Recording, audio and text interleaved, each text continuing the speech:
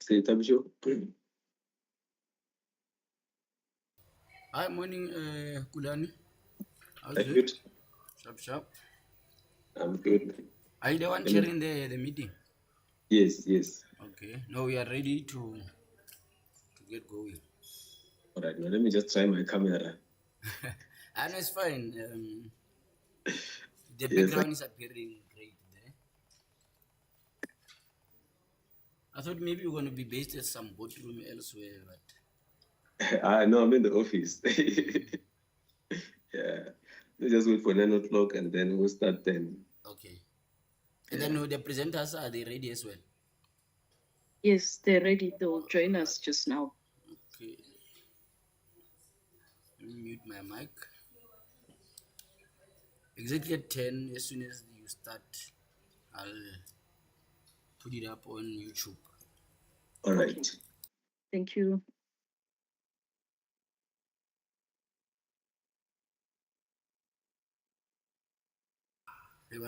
PPL are almost at public protector. Or to Kulani.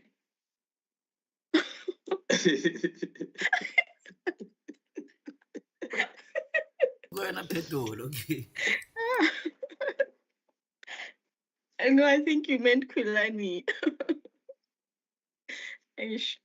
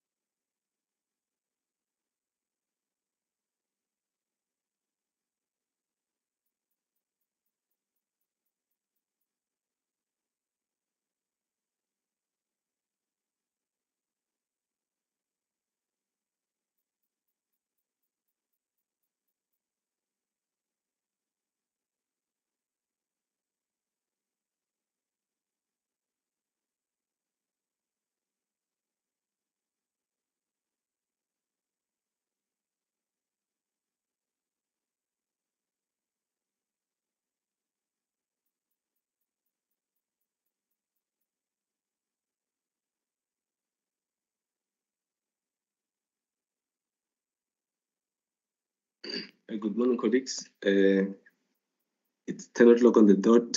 I presume we can start. Can I get a thumbs up from everyone if we can proceed and start? Okay, Tabisha? You can go ahead, sir. All right.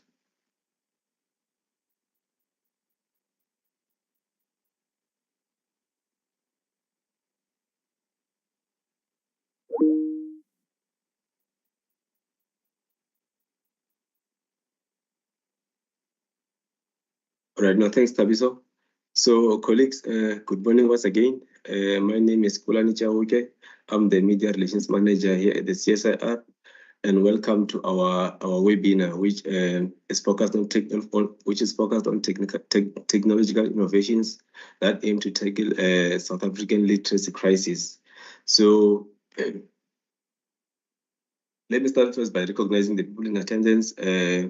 The colleagues from the Departments of Arts and Culture, as well as the members of the media who are joining us via the YouTube link and some here on Teams. So in today's webinar, we'll be having two presentations. The first presentation by Dr. Loretta Marie and the second one by Avi Modley. So after the presentations, they will be followed by a Q&A session where everyone in attendance can be able to ask questions related to what Avi and Dr. Loretta will be presenting about. And then my colleagues, Lindy and Petulo, will assist us in facilitating the Q&A sessions. And then, so colleagues who have the questions, they can post their questions on the Teams chat or wait after they both presenters have given their presentations to ask their questions. So without wasting any time, I'll take the opportunity and give Dr. Loretta and Avi to start with their presentations. Thank you. Good morning, Kulani. Thank you so much. Let me share my presentation with you all.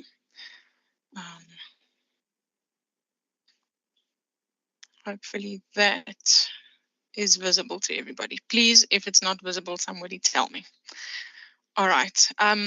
Good morning, everyone. I'm Lorette Marais. I'm a senior researcher at the CSIR in the Natural Language Processing Research Group. And I would like to speak to you today about innovative digital solutions that could address the low literacy challenge in South Africa.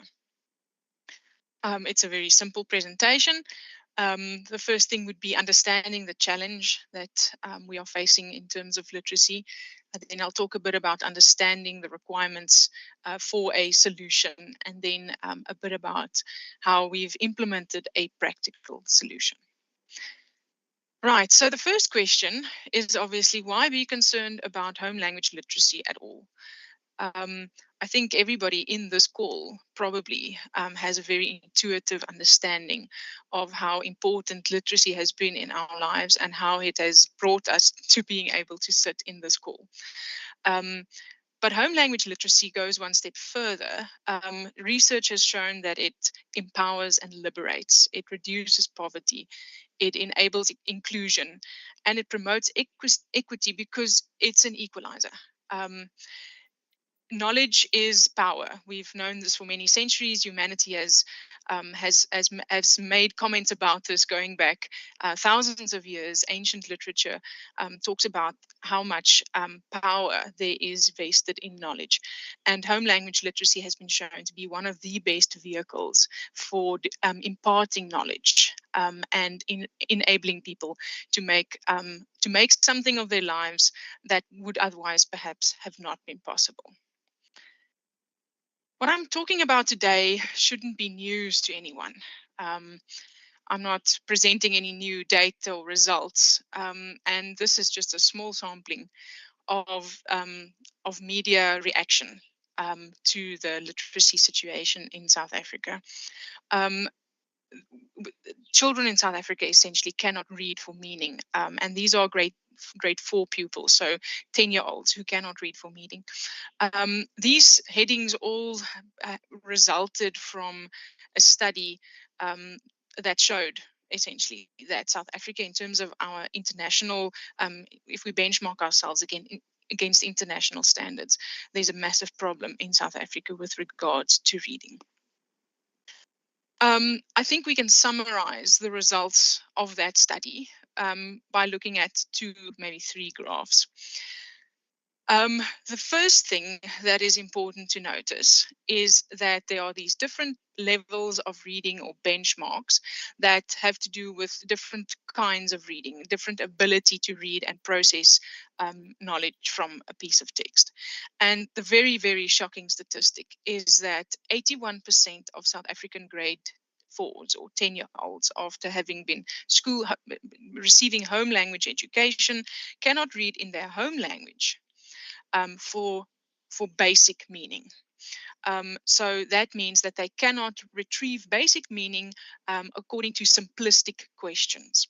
That they have essentially no idea what they are reading.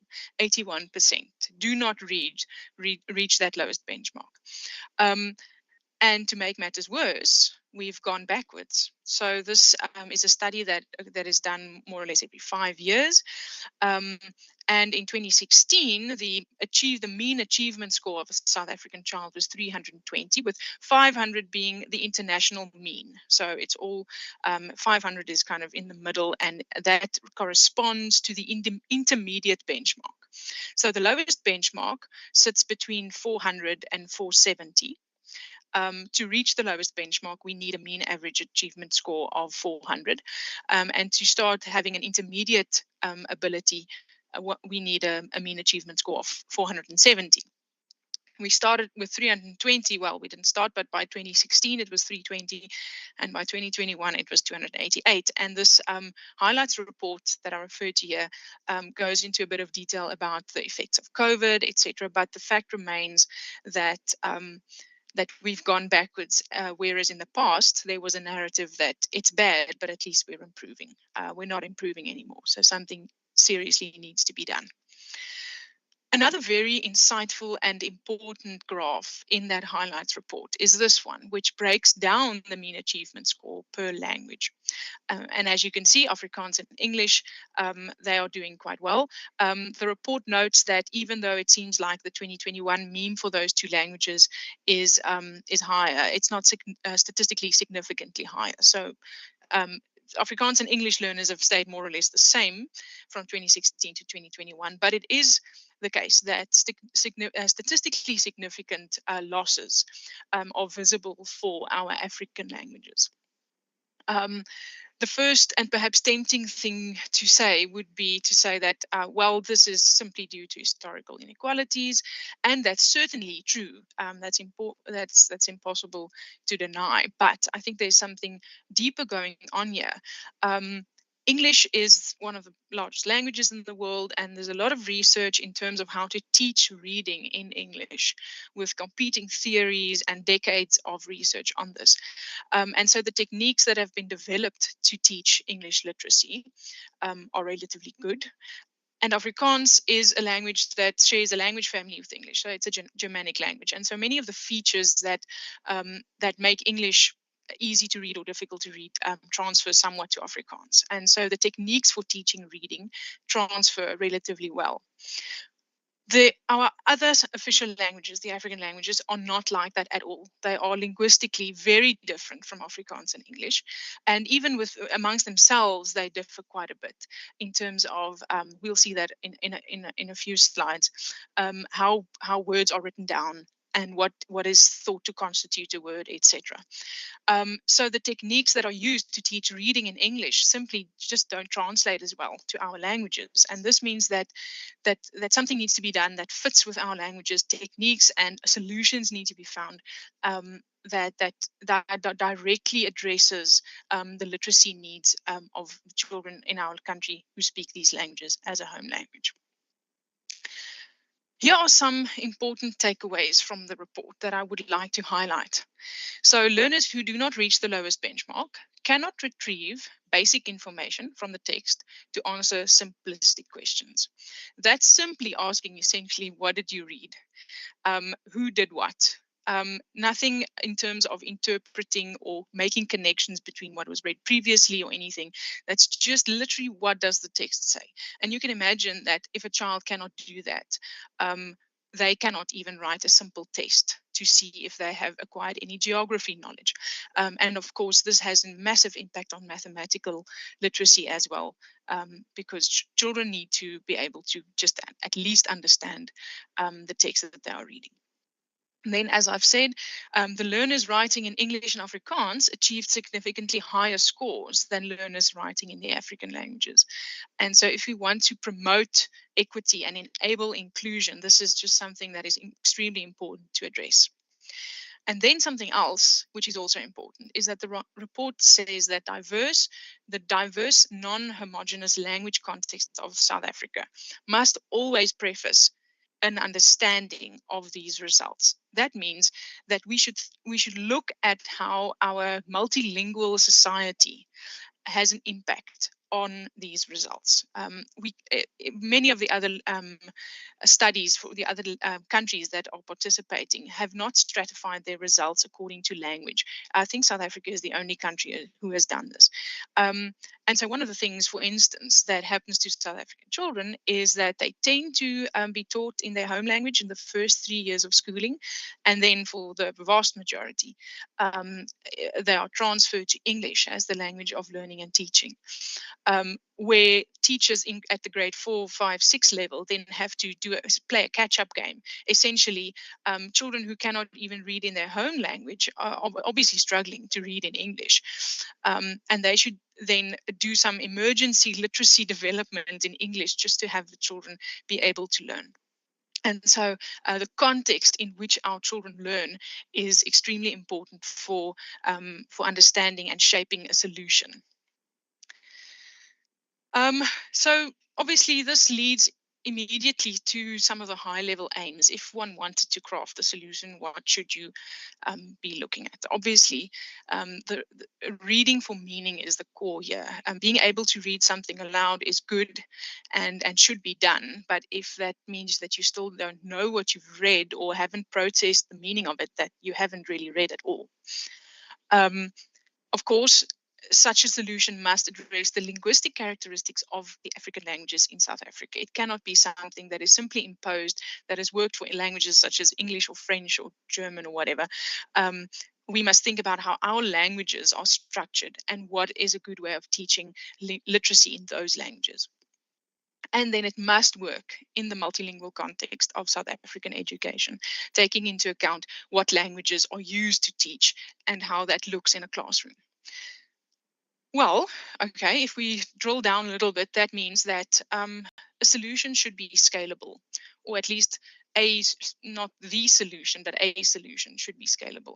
The first dimension along which it should scale, of course, is just the number of languages. We have 11 official languages that are spoken in South Africa. And so any solution that we develop should, in principle, at least be possible to roll out in all of the languages. And then the number of users, more or less 1 million grade ones enter the foundation phase every year. And if 81% of them cannot read for meaning, that's around 810,000 learners leaving the foundation phase every year without the ability to read. So scalability, just in terms of the sheer number of users of some solution, is important. It should be cost effective. That goes without saying. We don't have money to spare in South Africa. So we should make absolute best use of the money that is available. It should be customizable. Children have different learning needs, not just because they speak different languages, but because they are different children. And so we need to be able to, whatever the solution is, it should not work for the average child, but it should somehow work for every child. And these three things suggest, at least to us, that a digital solution has a very specific and special role to play here. From there, we can think a bit about technical requirements of such a digital solution. So the first thing, obviously, reading means starting with an oral ability in a language and essentially leveraging that to acquire a written ability in a language. So it would be necessary to use both speech and text-based interactions to facilitate this new knowledge that needs to be acquired. we should be able to process and generate African language text with high grammatical accuracy. Our languages are notoriously difficult to process due to their linguistic characteristics, but this is not something that can be compromised on when you are teaching children to read. So high grammatical accuracy is absolutely important. And I want to say this is despite the fact that there are very limited resources for our languages, digital resources. So despite the fact that it is a difficult thing to do, it has to be done if we are to address this problem properly. Then, of course, the processing and the generation of this text needs to align with what users actually require. So it has to be the right vocabulary should be part of this, and the linguistic complexity. So we need to be able to give children texts to read that fit with their level of literacy that would look different for a grade 1 child and a grade 3 child, for instance.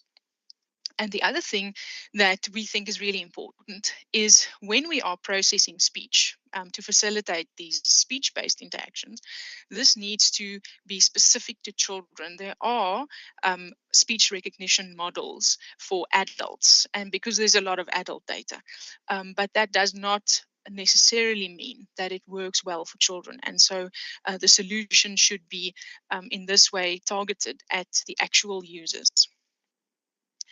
I'd like to talk quickly about how we've taken these requirements and implemented a practical solution that we are piloting. We are in the research phase of exactly such a solution. So we have here Mrs. Agnes Dlamini. She is one of the teachers in our piloting efforts who has used this application that we've developed in our classroom. And it was important for us to work very closely with teachers like her to make sure that whatever we have, whatever interactions we facilitate or whatever is important. So the first thing is we've developed a mobile application that draws on the technologies that our research group has developed and essentially presents it as a mobile interface for working with text and with speech in home language, as well as in English. I'll talk a bit about that later. Well, in fact, I'll talk about it now. So here is an example of a screen that uses text-to-speech technology. It's gamified slightly. You'll see that this is a relatively boring interface, but that's on purpose. We didn't want children playing around with bells and whistles of the application while we are trying to answer research questions on the feasibility of the technology itself. We wanted, if children enjoyed using this application, we didn't want it to be because there are nice pictures in it. And so the game essentially here is the child clicks on those little earphones that you hopefully see in the middle of the screen. They listen to a prompt, and then in the bottom part of the screen, words are presented to them, or tokens that they can use to reconstruct what they are hearing. And there are different ways of setting up this game. They could be listening to a prompt in maybe their home language, and they have to select from the dynamically updating words below exactly that same. So this would be they listen to a Sepedi sentence and they have to reconstruct a Sepedi sentence. But we can also flip it around, because that part helps them learn the correspondence between sounds and letters. But if we want them to read for meaning, we can actually leverage the multilingual context by prompting in one language and allowing them to write the translation in a different language, which means that they have to engage with the meaning of the words that they are seeing on the screen. And you can see on the right hand side, this child has already written a sentence, and they can see the two translations side by side. We've also implemented pronunciation scoring. So this is about reading aloud, which is also a really important skill. And you can see this is an isiZulu example. A child essentially records themselves reading a text prompt, and our ASR engine can tell them whether they've done a good job of pronouncing that correctly or not. And depending on how well they've done, you can see on the right, the first one didn't go as well, but the second two went relatively well because they're on green. And so we are using these various technologies to process our languages to create an interface in which children can essentially play through text that has been perfectly crafted for their level. In conclusion, I want to say that the need, I think, is for focused homegrown technology. It's not good enough to try and adapt without any critical thought things that have worked in other countries, although obviously we can learn from them. We need something that works for our context. The emphasis should be on quality, even if that means that we have to go the extra mile and work within a resource scarce context. Because our African languages might be resource scarce, but the children who read them we cannot expose them to technology that isn't of a high quality and actually helps them. And the other thing that we've learned is that it's important to support the teachers within their context. So although this application could in principle stand on its own, it's really been developed with the teachers in mind, those who are already on the front line, I should say. We've tried to develop something that really fits within their context and that they found useful. So those are, I think, the main takeaways of what we've learned so far, and we really hope to continue this. We hope to support more languages in future. At the moment, we have Afrikaans, English, isiZulu, and Sepedi, but the idea is certainly to roll that out to all of our official spoken languages. Thank you very much. Thank you for that insightful presentation, Lorette. Now I'll hand over to Avi. Thank you.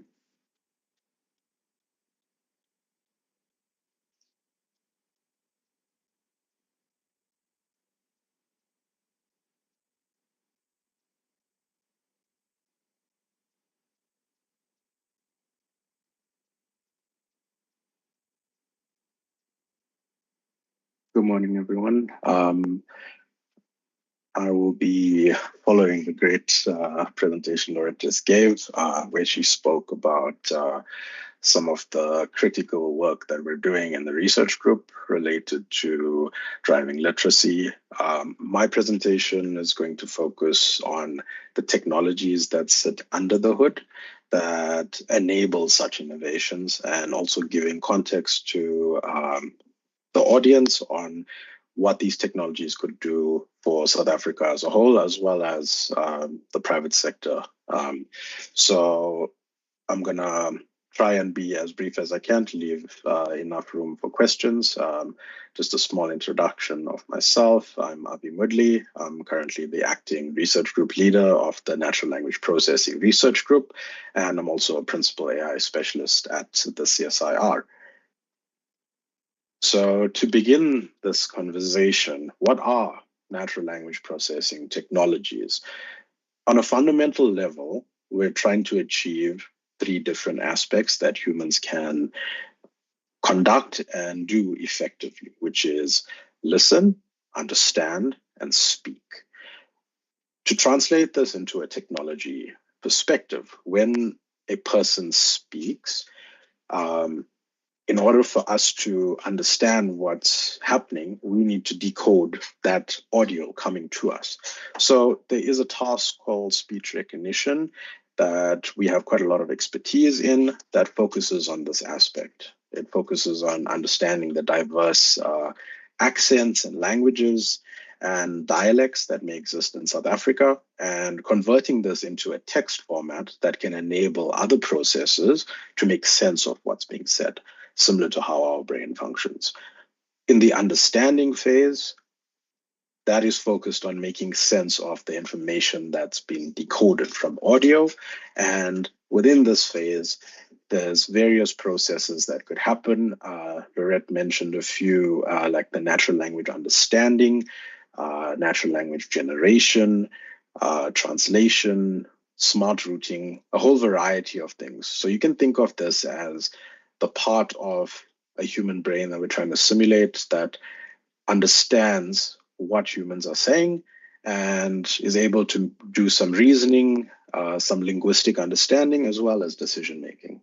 And then we have a process that focuses on vocalization of thoughts in a way. So where we have text and the human brain has thoughts, our text-to-speech solutions focus on taking text information that the understanding components may have created and vocalizing this so that audio is created, and we have all 11 languages. I'll get to more details on our text-to-speech later.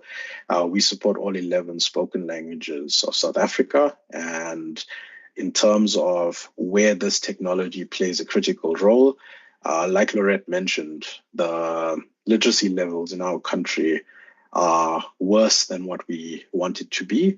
And this doesn't only sit within the foundation phase. It occurs much later for people that are much further along in life than foundation phase kids.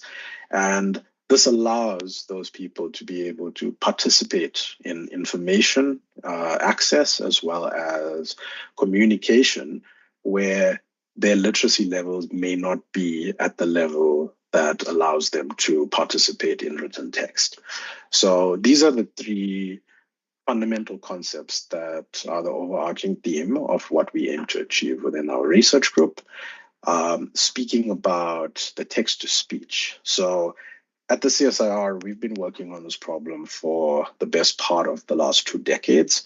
It's a resource-scarce environment, so it's been very challenging, but we've been able to put this need of South Africa that's somewhat been latent at the forefront of our processes. And we've been able to successfully build 11 text-to-speech voices for all 11 languages. And they're very good quality for the amount of data and the processing needs that exist to build these voices.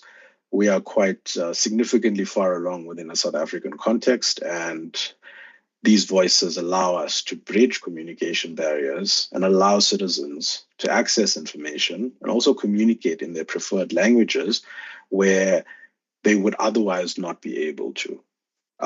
We also have some significant R&D progress on the text-to-speech voices that will potentially allow one voice to be able to speak multiple languages, which embodies what we are as a multilingual nation. And having this could not only be beneficial to government departments that are able to communicate to their citizens in one voice, but cater to different language needs. This also helps the private sector and corporates be able to represent a singular brand with multiple languages to engage with their customer bases. We also have quite deep expertise in customizing these speakers. So if we put ourselves in the environment of media, in a media environment, there are multiple speakers that may exist within a piece of video.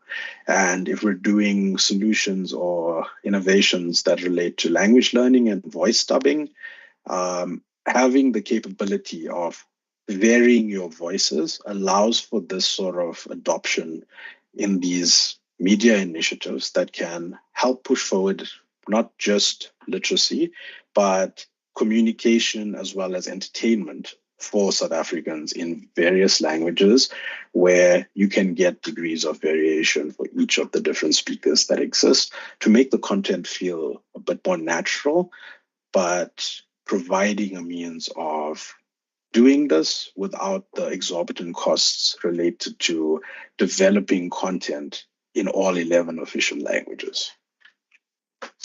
Going down into more of the brain-related aspects. So Lorette touched on some of the language understanding and the grammatically correct generation that we focus on our language learning side. But we also have other offerings in the brain aspect or the understanding aspect. Some of these relate to topic modeling and intent detection, where you might have vast amount of text. Say, for example, emails coming in from citizens raising complaints. In order to filter through this, techniques like topic modeling and intent detection allow you to get high-level broad themes. So instead of addressing 5,000 individual queries, if you can group these queries together into 10 or 20 different categories, this allows you to effectively address a broader category that satisfies more citizens or customers. So this can apply to customer service side of things as well as government engagement with citizens. On the sentiment and emotion analysis aspect, you would be able to gauge the energy or the emotion that exists when you get a query coming in. Most of the time it's going to be negative, but there's different flavors of negative emotion, and being able to understand that allows you to respond in a more empathetic way that helps your citizens or customers feel like they've been heard. We're also able to map out using graph technologies how different citizens go through a customer service kind of journey to identify where common pain points are, as well as picking up inefficiencies that can be addressed to deliver better experiences. On our speech recognition side of things, this is the listening component that I mentioned earlier.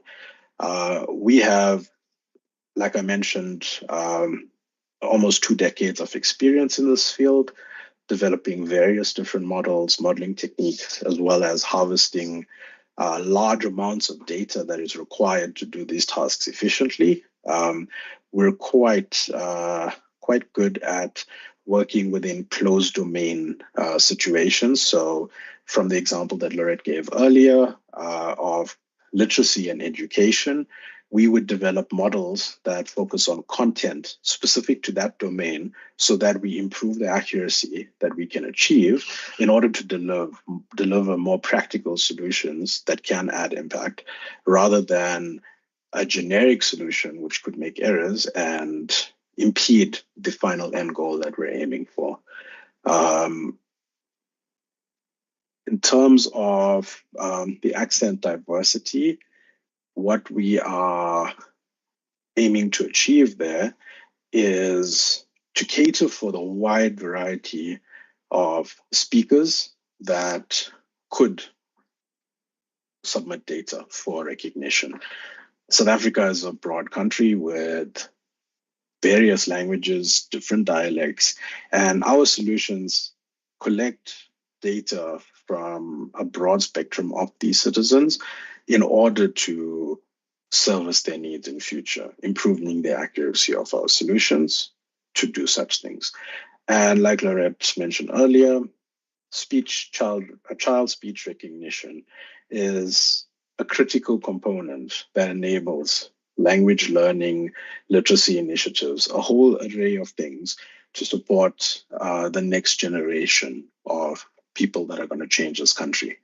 So this is why this aspect is such a critical component to our research group's initiatives.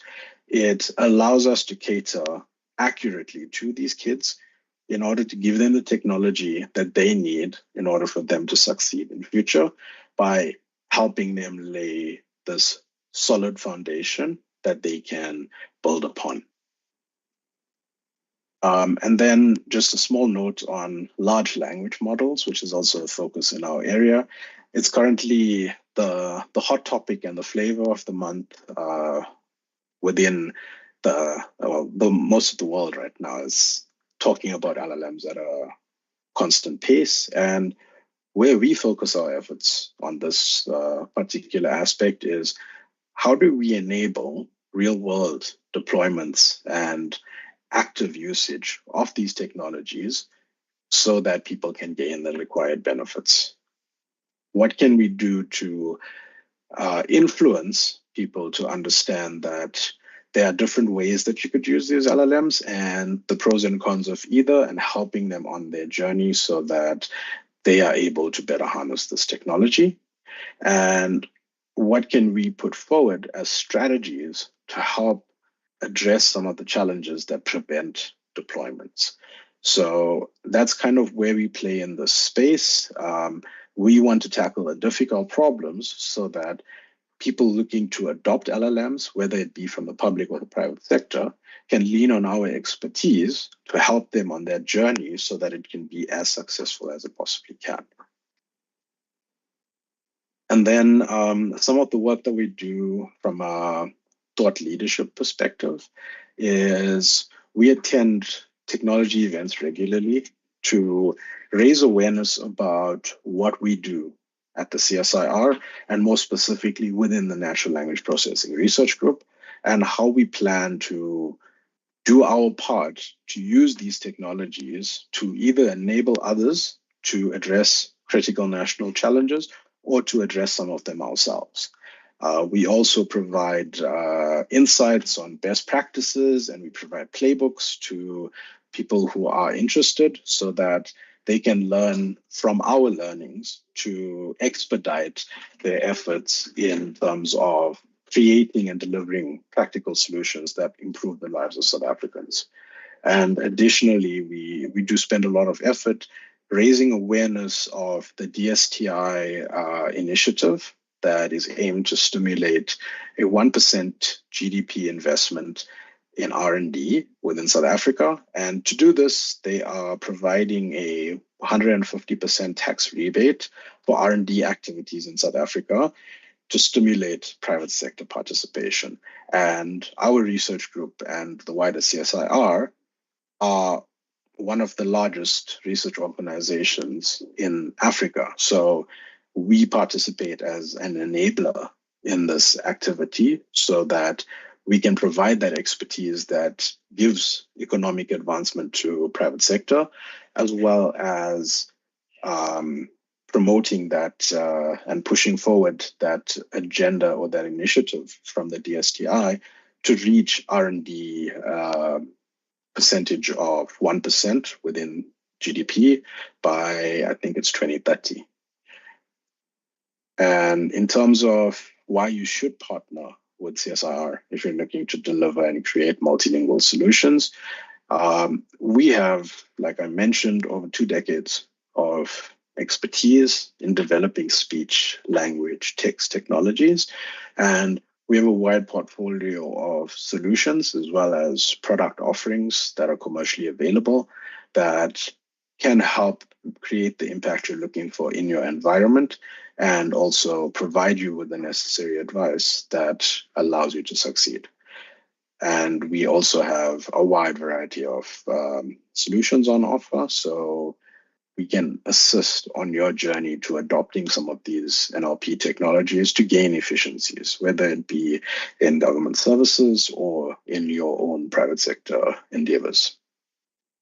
And just to touch on the CSIR advantage, we have a vast pool of multidisciplinary experts within our corridors that can help us tackle a wide variety of problems, especially when it comes down to language and social challenges such as improving literacy in our country. These are things that we have quite a lot of expertise on, and where there's aspects that we don't have the expertise, we can link you up with the right colleagues that can do that. And we understand that every challenge is different. So we position ourselves to understand the actual need, do the groundwork with you in order for us to collectively build better solutions that actually address your unique requirements. And yeah, if there's any questions or you'd like to reach out or you'd like to see some of our commercial offerings, you can follow this QR code and there's some website links that will provide that information. Thank you. Thank you, Avi, for that overview presentation of your offerings. So just before we went over to the Q&A session, I'll hand over to Dr. Loretta to play a short video. And then after the short video, we'll take the questions from the floor, and also the media who are in attendance. The colleagues are available to take the questions and also interviews after the session. Thank you. Over to you, Loretta. Thank you so much, Kulani. So just as an example of all of that, what Avi's been talking, I'm going to play a video about our literacy project so that it's clear how this actually impacts real South Africans.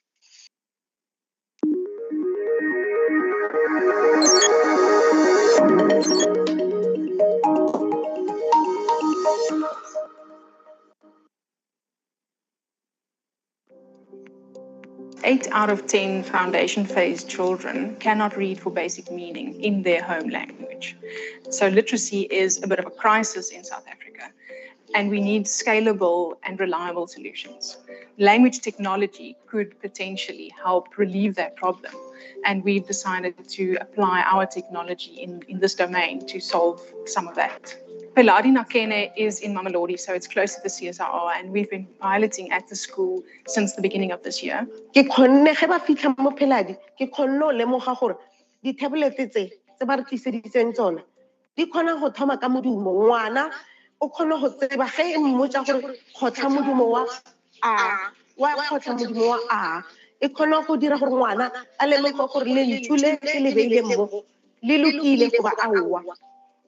Because it's important to understand whether this application is actually working for them. It doesn't help us if we develop technology and in principle or in theory it could work, but it doesn't really translate to the real world. So we brought the tablets here so that the kids can actually use the application and she can tell us how it's been going and whether it's been working for her or not. Also, her feedback in terms of what's not working is really valuable because that allows us to improve what we do. So we've used picture dictionaries from the lexicography units of South Africa to develop the words that are in the application. And we use our natural language technology to generate sentences using those words that are grammatically correct and make sense. I-automatic speech recognition wenza ukuthi umuntu ekwazi ukufunda igama elibhaliwe bese umshini uyakwazi ukulifunda njengoba linjalo bese lisende ku back end bese liyascore kunikeza iscore ukuthi wenze kahle noma wenze kabi. The application has a few different kinds of activities and it's been gamified to some degree to encourage learners to engage with the content. So they can listen to automatically generated speech in two of the languages. So either that would be their home language or the target language, which in this case would be English. Sometimes they listen to Sepedi and they have to reconstruct in Sepedi. That's simply just listening and reading. But there's also the meaning component where they have to listen to maybe a Sepedi sentence, understand it, and then also understand the English words that are popping up that they need to reconstruct the translation, or the other way around.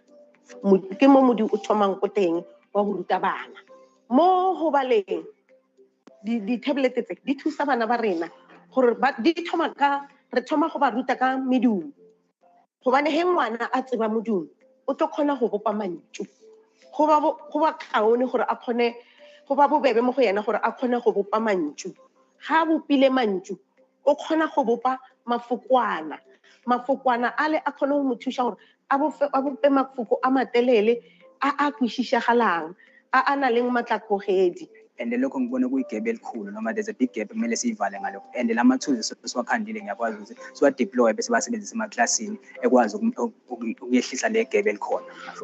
We are currently in the third year of a 3-year project that is sponsored by the Department of Sport, Arts and Culture towards this literacy development support. So we are hoping to make a difference in South Africa in this literacy space, and we've chosen a few languages to start off this project with, but we are really hoping to get more funding so that we can roll this out to more languages and more schools, because we really think that our technology could potentially make a difference in this very important and strategic issue of foundation phase literacy in mother tongue education. Re leboga ba CSIR gore ba tlile ba tlo bontsha gore ga se ka puku fela le technology ya khona go ruta ngwana go bala le go ngwala le go kwishisha.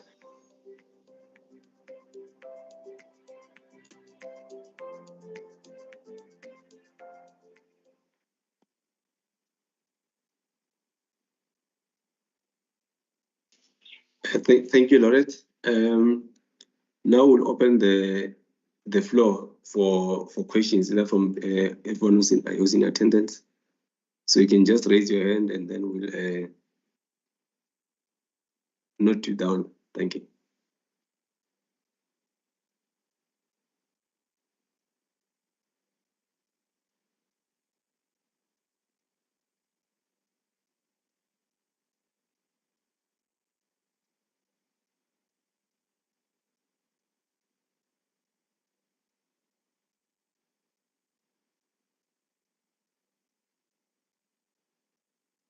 Thank you. And Lindy, on YouTube, there are no questions as yet. Good morning, everyone. Yes, we have one question on YouTube. They're asking the application, is it accessible for anyone to use and how can we access it? Okay. Thanks. I'll take that. At the moment, it's not. We are still in our, like I said, in our research phase, but we have applied for additional funding, with which we hope to have a version on the Play Store as soon as possible, that people can use, can download and use. So we are working towards that actively. Great, thank you. We have no other questions so far. I'll let you know if we have other questions on YouTube. Right, thanks, Lindy. I see a question on the chat In here. the chat, yeah. So it says, I saw the use of tablets in the video. How can we ensure children have access to the devices when they need them to use such solutions? Could this be done in class or in computer room environment? This question is from Scott from Engineering News. I can take that one, Kulan. Thanks. Yeah, so right now we have a few tablets that are part of our pilot process that we hand over to the pilot schools, and they keep it in their custody to run this intervention, and we collect information. Going forward, like Lorette mentioned, we are in the phase of seeking additional funding to further this initiative, as well as looking for private sector partners, possibly like the telecom companies, that could maybe provide us with these devices for these initiatives, as well as maybe sponsoring students some of these devices for future use as part of these initiatives. Like Lorette also mentioned, we are deploying it to the Play Store in the near future, and this will enable accessibility to students at a broader context. Unfortunately, when it comes down to provision of these tablets, we are restricted by our funding in order to run these interventions. So we actively seek external partners that can join us on these initiatives to provide these offerings to these students to push these initiatives forward. Thanks. Thanks, Avi. Sorry, just before we move to the follow-up question from Lorraine and another question from Mr. Luvuyo. Skalk, do you have a follow-up question before we can go to the other questions?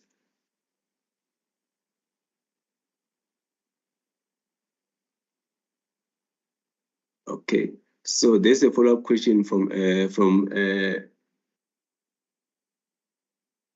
Lorraine, who says that will the app be free?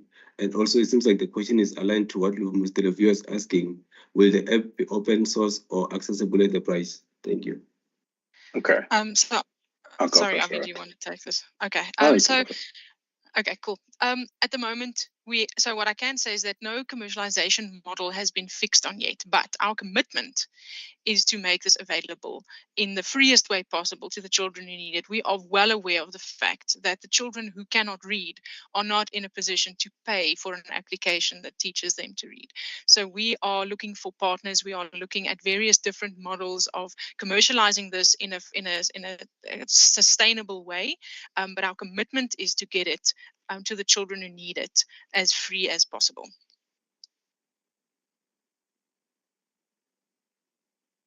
Just to add, Kulani, I think to echo the sentiment of Lorette, our focus is on running these technology innovations and creating these interventions that can have the impact. We actively seek partners that can help us bring this to the masses, whether it be from funding opportunities, whether it be from sponsoring the costs that are associated with rolling out this technology, or partnering with us on these journeys.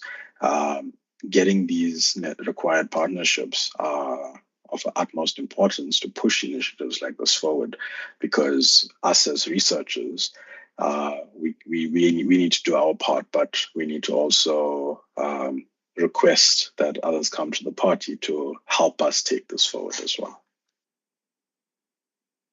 Thank you, Avi. Lindy, there's something else on YouTube? Yes, quickly tell you. So we have a comment, and this will be great to also implement in higher education, in the education faculty, like humanities education. And then we also have a question. So it's good morning. Thank you very much for an interesting presentation. would this app be available for free? I mean, we've answered that already. And then also, what is the cost of headphones? I don't know if that's like a general something that we can answer. I'll quickly react to both those. Just a comment. Yes, we have ourselves spotted the possibility of using this in higher education for language learning. So that's part of the way, one of the ways in which we intend to extend this project. And then the cost of headphones, of course, headphones are required. I think that's difficult for us. I mean, that's not necessarily our field. We're just developing the technologies. But that's an example of the kind of support that would be required, the right technological setup for using innovations like this. Great, thank you. We also have a follow-up from the same person. As a non-profit, can we partner with the CSIR as an implementing partner? So maybe if we can share contact info. Yeah, I think on that question, we would usually send out an expression of interest when we're in the phase of opening up for partners, but the person is welcome to reach out and contact myself, and I will advise them on the process going further. They can get my details on the QR code on my presentation if they need it. Great. I will also share your email address in the chat on YouTube. Thank you so much.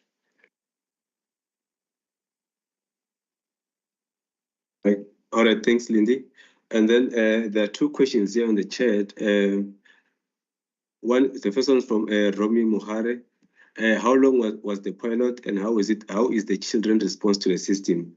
And then the second question is, looking at the socio-economic divide in our country, how do we ensure that this great initiative reach the poorest kids, for instance, in the rural of our country who have very limited access to internet and computers?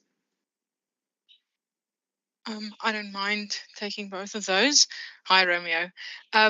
The pilot, we ran various pilots. There were more than one running.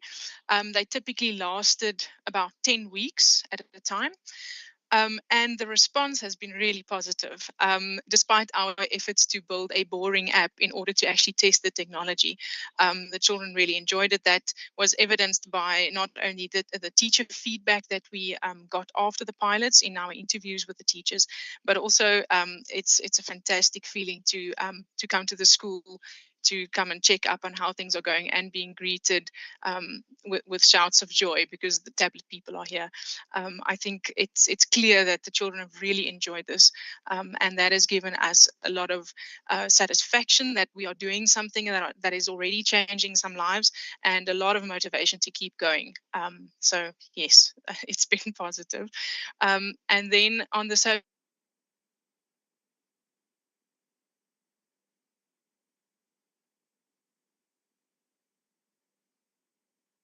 Yeah, I think Lorette has been cut off there. Sorry, okay. I'm back, I think. So internet access is important for certain kinds of services, but it's also possible in some cases to implement on device aspects of these technologies. So we are looking at both. We have a CSIR also has expertise in network development in these rural areas. So we would typically work together with some of our other research groups in terms of rolling out solutions in rural parts. But we are also working on transferring our technologies to on-device solutions, because it just isn't in South Africa. It's not a given that you will have a reliable internet connection, and so we're basically trying to follow in an upcoming, if we get the funding that is required, if we get the support from industry or from whoever, then we would be following this two-pronged approach.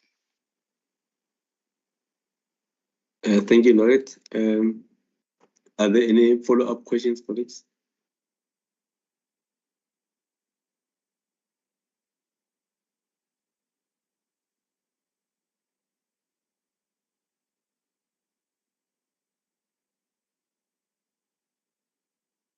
I presume the silence means we are satisfied with the questions and the responses that we have received from the presenters and the floor. With that, colleagues, it's 5 to 10, and we had booked this session for until 10 o'clock. So we'll close the session from here. Thank you to the attendees and thank you to our presenters, Avi and Dr. Lorette. All the best for the remainder of the day. Thank you. Bye-bye. Thanks, Kulani. Thank you. Thanks, very Kalani. Thanks, everyone. Thanks, everyone. Bye-bye.